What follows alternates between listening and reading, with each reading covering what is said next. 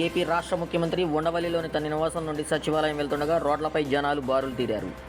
వారిని గమనించిన చంద్రబాబు వెంటనే కాన్వాయ్ని ఆపమని, వారి వద్ద నుండి వినతి పత్రాలను అందుకున్న ముఖ్యమంత్రి సత్వరమే వాటిని పరిష్కరిస్తామని హామీ ఇచ్చారు. అలాగే నక్సల్ చేతిలో హత్యకు గురైన అరకం మాజీ శాసనసభ్యులు సివేరి సోమ కుటుంబ సభ్యులు సైతం చంద్రబాబును కలిశారు. అక్కడే కుటుంబ సభ్యుల యోగక్షేమాలు తెలుసుకొని వారికి తగిన న్యాయం చేస్తామని భరోసా ఇచ్చారు.